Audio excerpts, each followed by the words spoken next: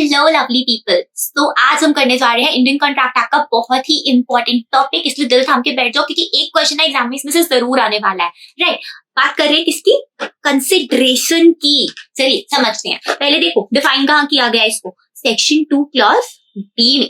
Clause B, अब इसको याद कैसे करोगे? देना पड़ेगा, क्या देना पड़ेगा? कंसिडरेशन देना पड़ेगा। ऐसे करके सेक्शन याद रख लेना, ठीक है। तो सेक्शन 2 डी क्लॉज डी किसके बारे में बात करता है? कंसिडरेशन के बारे में। राइट, आइए डेफिनेशन देखते हैं। क्या क्या देखेंगे? देखिए मीनिंग देखेंगे, डेफिनेशन करेंगे, लीगल रूल्स पढ़ेंगे और जानेंगे दो इंपॉर्टेंट चीजें कि क्या कंसिडरेशन के बिना भी कॉन्ट्रैक्ट हो सकता है और ये नई प्रॉब्लम क्या है ये प्रिविटी टू कॉन्ट्रैक्ट, इसके बारे में भी बात करने वाले हैं। और याद रखिएगा ये इंपॉर्टेंट टॉपिक एग्जाम के लिए जरूर आएगा इसमें से क्वेश्चन, ठीक है। चलिए बात करते हैं आगे। What is consideration? हमारा पहला सवाल, What is consideration? कंसिडरेशन की अगर हम बात करें ना तो आपको पहले तो दो चीज याद रखनी है। क्या? एक तो एक्ट या एब्स्टिनेंस। कैसे?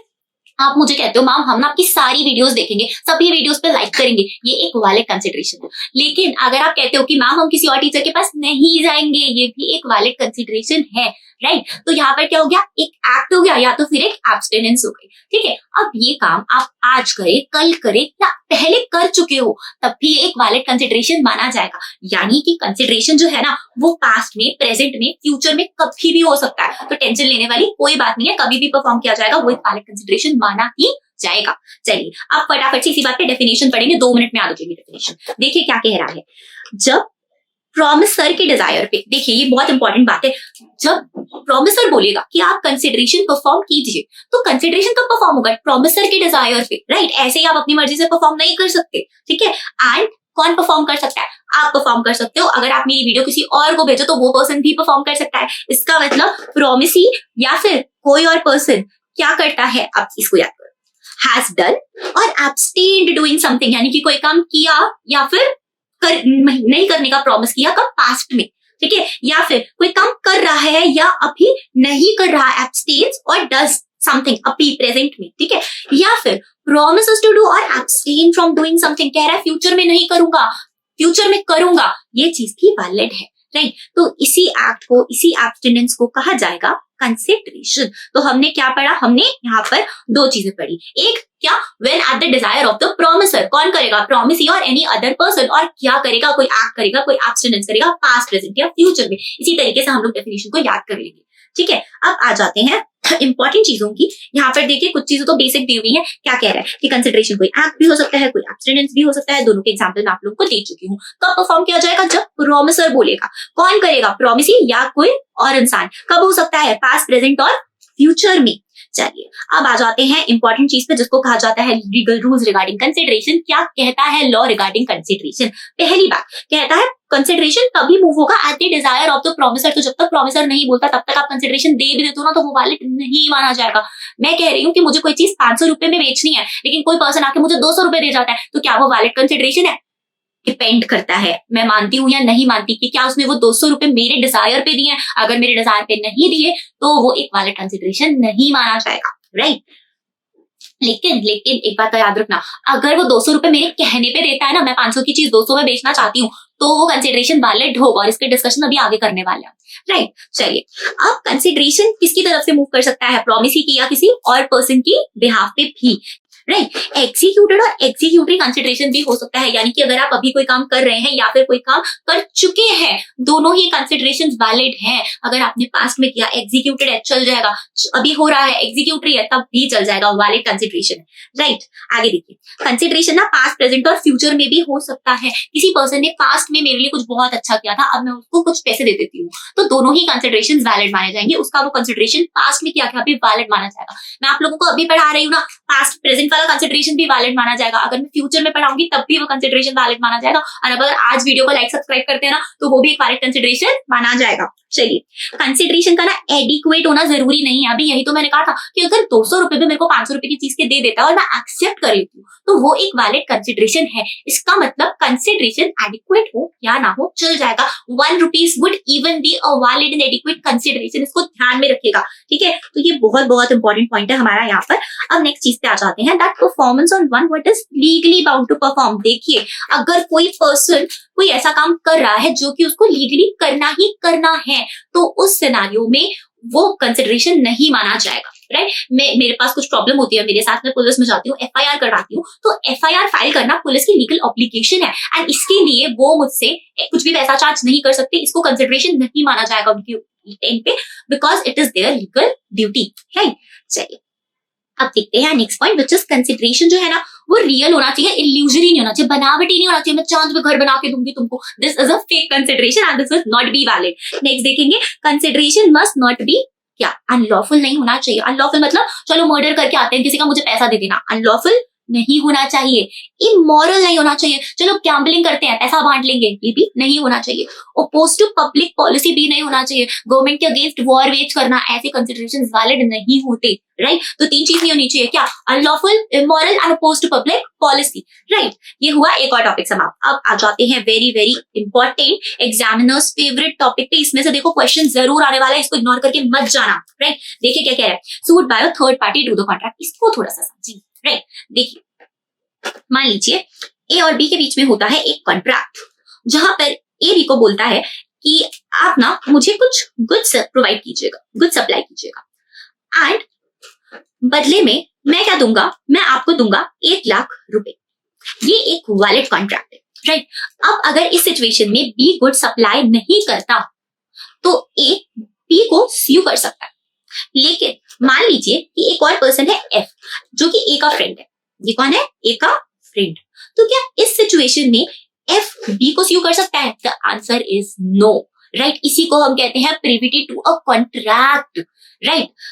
क्या बोला मैंने कि एक अगर दो पार्टीज मिलकर कॉन्ट्रैक्ट कर रही हैं तो वो एक दूसरे को स्यू कर सकती हैं फॉर परफॉर्मेंस या फॉर डैमेजेस या फॉर एनी अदर थिंग, लेकिन कोई और पर्सन ना जो कि कॉन्ट्रैक्ट में पार्टी नहीं है वो सामने वाले पर्सन को स्यू नहीं कर सकता। लेकिन ध्यान से सुनना, ठीक है, यहीं पे सारे क्वेश्चंस आते हैं। एक्सेप्शन क्या है, एक्सेप्शन है कंसिडरेशन। यहाँ पे देखिए, अब इसको कहानी को ना थोड़ा सा ट्विस्ट करते हैं, फिर मैं आपको एक बार इसमें से भी पढ़ाऊंगी। देखिए क्या बोला हमने कि अभी यहाँ पर ए ने बी को कहा था कि आप मुझे गुड्स प्रोवाइड कीजिएगा और मैं बदले में आपको पैसे दूंगा, ठीक है। अब यहाँ पर हम थोड़ी सी सिचुएशन बदलते हैं, मान लेते हैं कि एफ जो है ना ये ए की जगह बी का फ्रेंड है।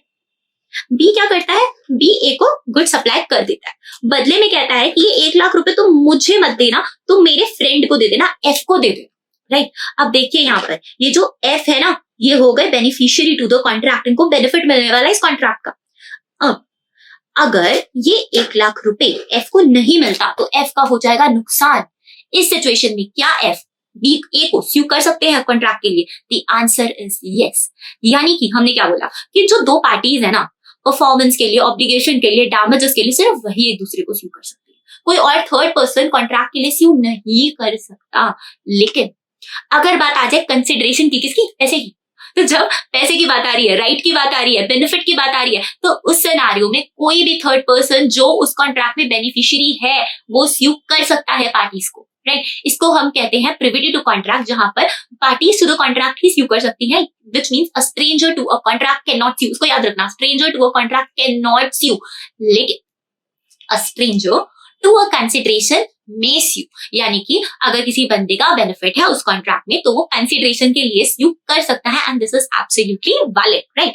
अब पढ़ते हैं थोड़ा सा मॉड्यूल में से। चलिए हमने क्या पढ़ा, हमने कहा कि हमारा जो जनरल रूल है किसका, प्रिविटी टू कॉन्ट्रैक्ट का, क्या कहता है, stranger to a contract can not sue, right. लेकिन इसके कुछ एक्सेप्शंस हैं और ये एक्सेप्शंस क्या है देखिए। तो सबसे पहले हमारे पास आ गया क्या, इन केस ऑफ अ ट्रस्ट, अगर कोई ट्रस्ट बनाया गया है किसी स्पेसिफिक पर्सन के लिए, स्पेसिफिक काम के लिए, तो उस ट्रस्ट में जो भी पर्सन बेनिफिशियरी है वो उस कॉन्ट्रैक्ट को एनफोर्स करवा सकता है, राइट। दूसरी चीज, अगर कोई फैमिली सेटलमेंट हो रही है, राइट, जैसे मान लीजिए कि एक्स और वाई दो भाई है, कहते हैं देखिए हम इस प्रॉपर्टी में बंटवारा कर रहे हैं, अब हमें क्या करना है, हमारे पास में मंथली ना हमें 20,000 रुपीज एज अलाउंस देंगे हम लोग अपनी मदर। देखिए कॉन्ट्रैक्ट किसके बीच में है, एक्स और वाई के बीच में, लेकिन क्योंकि यहाँ पर उन्होंने एक कमिटमेंट, एक कॉन्ट्रैक्ट किया है कि हम अपनी मदर को पैसा देंगे, यानी कि इनकी जो मदर है ये एक्स या वाई को स्यू कर सकती हैं अगर वो पैसा नहीं देते, वो अलाउंस नहीं देते, परफॉर्मेंस के लिए एक्स और वाई को स्यू किया जा सकता है बाय देयर मदर। नेक्स्ट चीज देखेंगे, इन case of certain marriage contracts और अरेंजमेंट्स, अगर कोई फैमिली सेटलमेंट या कोई अरेंजमेंट इस तरीके का चल रहा है तो वहां पे भी जो बेनिफिशियरी है उस कॉन्ट्रैक्ट में वो उस कॉन्ट्रैक्ट को एनफोर्स करवा सकता है। अब देखिए, अगर मिस्टर एक्स शादी के टाइम पर मिस्टर वाई अपने फादर इन लॉ को ये प्रॉमिस करते हैं कि मैं हर महीने आपकी बेटी को 50,000 रुपीज एज मेंटेनेंस दूंगा, उसके अपने खर्चों के लिए, उसके एक्सपेंसेस के लिए दूंगा। तो चाहे यहाँ पर मिस्टर वाई और मिस्टर एक्स के बीच में कॉन्ट्रैक्ट हुआ है, फिर भी जो डॉटर है ना वो स्यू कर सकती है किसको, मिस्टर एक्स को, फॉर परफॉर्मेंस, राइट। तो इसी को हम कहते हैं इन केस ऑफ मैरिज कॉन्ट्रैक्ट और अरेंजमेंट। यहाँ पे एक अरेंजमेंट हुआ है, मैरिज का कॉन्ट्रैक्ट भी था, राइट। नेक्स्ट चीज आ जाती है in case of assignment of a contract. अगर मैं अपनी इंश्योरेंस पॉलिसी किसी पर्सन को असाइन कर देती हूँ तो वो बन जाएगा beneficiary to the contract and वो उस कॉन्ट्रैक्ट को एनफोर्स करवा सकता है। नेक्स्ट देखेंगे एक्नॉलेजमेंट और एस्टॉपल। मान लीजिए कि मिस्टर ए मिस्टर बी से कहते हैं कि आपकी पेमेंट ले लीजिए मुझसे 1 लाख रुपए की और जो भी गुड्स है वो डिलीवर कर दीजिए सी, राइट।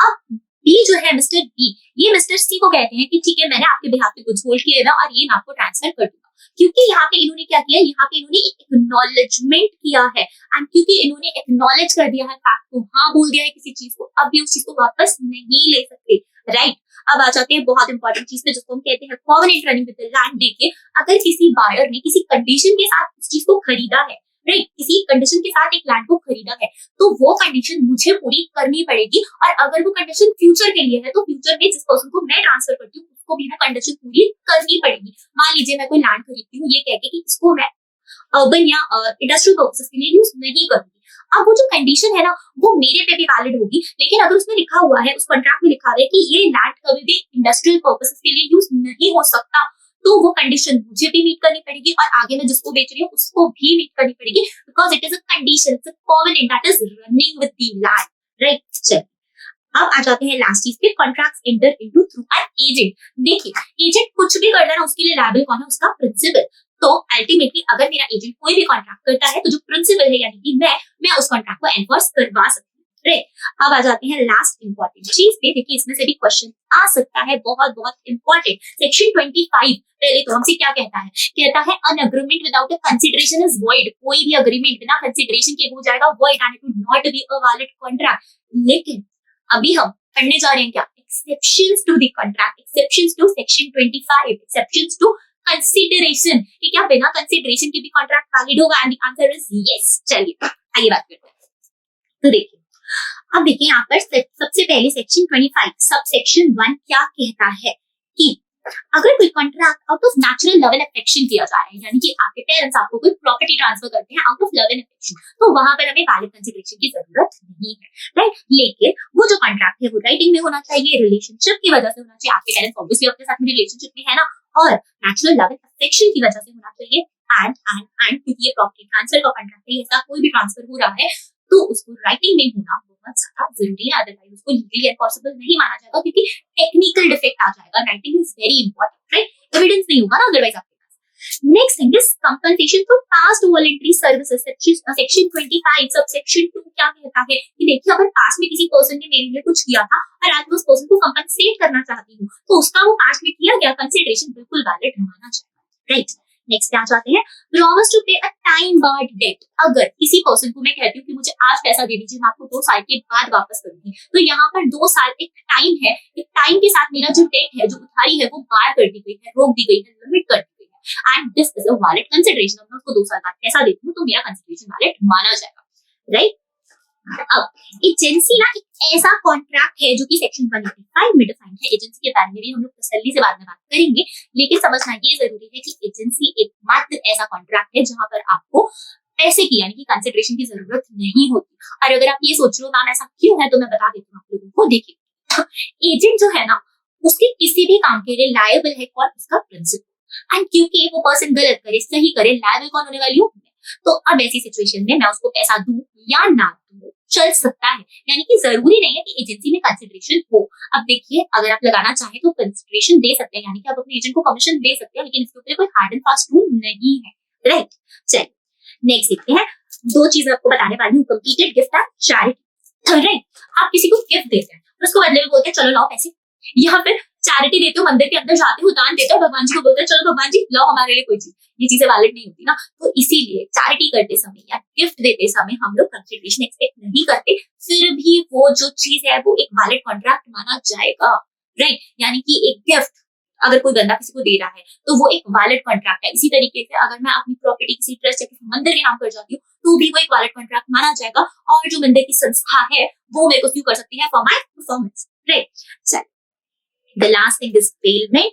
बेलमेंट हमारा डिफाइंड है सेक्शन 148 के अंदर, और इसके बारे में हम अभी बहुत थोड़े से बात कर रहे हैं। बेलमेंट ना देखिए, जब कोई पर्सन सामने वाले पर्सन को कुछ सामान देता है कि चलिए इसको यूज कर लीजिए, इसको फेंक देना बाद में यूज करके, इसको डिस्कार्ड कर देना या मुझे वापस कर देना, ये सभी चीजें बेलमेंट है, राइट। आप मुझसे कोई बुक लेके जाते हैं और फिर मुझे कहते हैं मैम हम आपको बुक बाद में वापस कर देंगे, ये भी एक बेलमेंट है, ठीक है। अब बेलमेंट ना दो तरीके की होती है, एक होती है ग्रेटिशियस और दूसरी होती है नॉन ग्रेटिशियस। ग्रेटिशियस यानी कि प्यार मोहब्बत वाली, ठीक है। अब देखो आप मुझसे आके बुक मांगते हो, मैं कहती हूँ चलो ले जाओ, मुझे कल वापस कर देना, तो ये एक ग्रेटिशियस बेलमेंट है जहां पर पैसा इन्वॉल्व नहीं है। ऐसे कितने सारे ट्रांजैक्शन करती हूँ मैं यार, अब डे टू डे में अपने फ्रेंड के साथ, भाई 2 दिन के लिए स्कूटी दे दे, भाई चल अपना फोन दे दे मुझे एक दिन के लिए, आज तेरा लैपटॉप ले जाता हूँ कल वापस कर दूंगा, यहाँ पर कोई कंसिडरेशन इन्वॉल्व नहीं होता, लेकिन फिर भी ये एक वाले कॉन्ट्रैक्ट है, राइट। इसी को कहा जाता है बेलमेंट, और इसके बारे में हम स्पेशल कॉन्ट्रैक्ट में अच्छे से भी डिस्कस कर लेंगे। एंड इसी के साथ खत्म होता है हमारा चैप्टर कंसिडरेशन। आई होप आप लोगों को सबको समझ में आया होगा। अगर अच्छा लगा लेक्चर तो प्लीज लाइक कीजिए, सब्सक्राइब कीजिए। कंसिडरेशन आप लोगों का पूरा नहीं हो रहा है, ठीक है। मैं वेट करूंगी आप लोगों का, और मिलते हैं आपको नेक्स्ट सेशन के अंदर। Thank you so much.